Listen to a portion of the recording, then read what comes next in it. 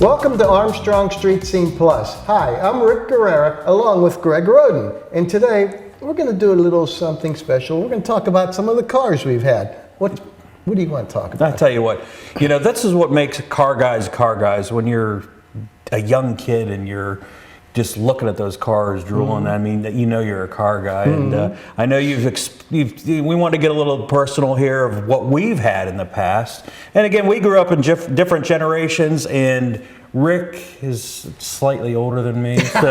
Slightly. I grew up in the muscle car era, in the 60s and I love 70s, the muscle cars, but I grew up in an era. I grew up in the 80s, so anything with over 100 horsepower I was thrilled with, because we grew up with the junk boxes. But you know what did you have in the past? What did I have? Well, I started out, my first car basically wasn't a very good one. Well, in fact, my first car was a 59 Chevy my brother gave me, okay? 59 Chevy, I think it was an Impala or something, and the floors were all rotted out. Northeast Ohio, Western Pennsylvania, that's what you get. Yeah, my brother Ronnie went to the Army and he gave me his old beater, because he had this nice 62 Chevy Impala convertible, 409. Oh, it was a beaut. And he gave me his old beater. He said, hey, take care of my beater. I hit that thing against the guardrail one day because it wouldn't make it up the hill. It was so slow and it was burning oil and everything. But that was really my first piece of crap car. That's when I was 16, so it didn't matter. At least I had some wheels to get to here and there, Well, how about one that you had in the past that you really liked? Which one did I really like? I liked a lot of them, but I really never got what I really wanted because of the money. Okay? I started out really with a 63 Rambler 330, okay, when I got out of high school. That was a neat car. The back seat folded down to go to the drive-in. It was fun. Then after that, I moved up a step. I had an 85 Riviera with a turbo, 6-cylinder turbo, which was a really nice car. I fixed that up, I got it looking really nice, and then the transmission went on it, so I had to trade that in. I was just about the time to get married, so at the time it was $500 to get it fixed. This was back in the 80s. That's a lot of money back then too. It was, and I said, I can't afford that. We were building a house and everything, and I said, I can't afford to put that money in that, so I traded it in and got this old Chevy Nova. It wasn't very nice. Now, I remember you telling me you had a 68. Was it a Tornado at one point? Oh yeah, I did have that Tornado. I had a 68 Tornado. I love those. Front wheel drive. That thing was a beast. My brother had it. I bought it off of him. My brother Steve always had nice cars. He was like, I couldn't even compete with him. He's never been married, never had any kids, and he had a good job. And he always, in fact, he has an Aston Martin. He has a Mercedes SL 500. So the car guy thing kind of runs in the family, doesn't it? Oh yeah, it sure does. So, but then I had when I really started out. My classic cars was a 71 Ford LTD convertible. I remember that car. Yeah, we've known each other for 30 years, and I remember it was green and nice car. Because I always liked it because I had the LTD, the white one that I've had forever. But it was a nice car. It only had 40,000 miles on it. But I wanted something a little bit. I keep my cars for a couple of years, and I never really get sentimentally attached to them for some odd reason. I don't know why. But I kept it for a few years. It was a nice car. I put a lot of money into them, of course. That's what you always do. They're money pits. Yeah, and I got rid of that and got that '87 Camaro convertible. I remember that car too. White with red interior. Yep. Convertible top. That was a Z28.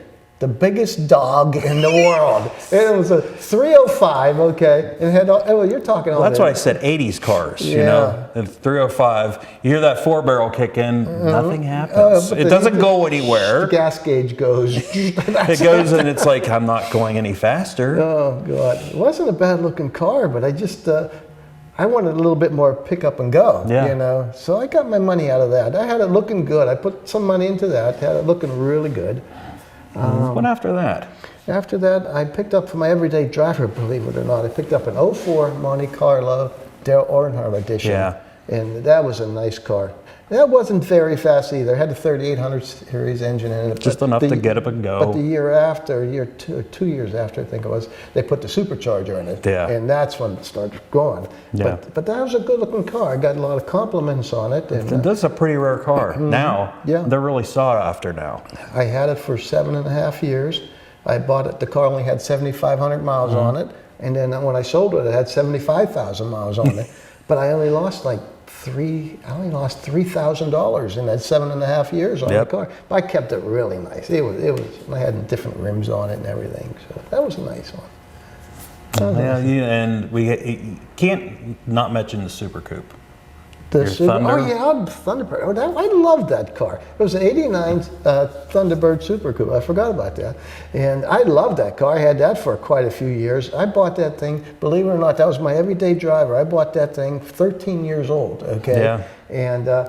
And I drove it all the time. I had so much fun in that. I kept that thing really nice. But then I gave it to my son after he went to college, and he destroyed it. It sounds like what usually happens. You know, that car, I really liked it and everything, but I never got a lot of compliments on it. I kept it really nice, and it wasn't one of those cars you go, hey, that's a nice car. But once in a while, yeah. But I liked it. If you ever seen the poster of this '89 Super Coupe, Thunderbird Super Coupe, the silver and stuff, that's what mine looked like. Yeah. It was beautiful. It was beautiful. Real quick here, I had a '69 Cougar. Remember the '69 Cougar convertible? I love the Cougar. We had that on the show quite a few times. After I got rid of the Camaro, I got the Cougar. I wanted something different, you know, and I didn't want to get a Mustang. I didn't want to get another Camaro, and I saw the Cougars. It stood out, especially. I like the convertibles. I've had 5 convertibles now. Yeah. And then I got the Cougar. Yeah, the Cougar. We've had that on the show. We featured it on one of our shows. You can watch those shows.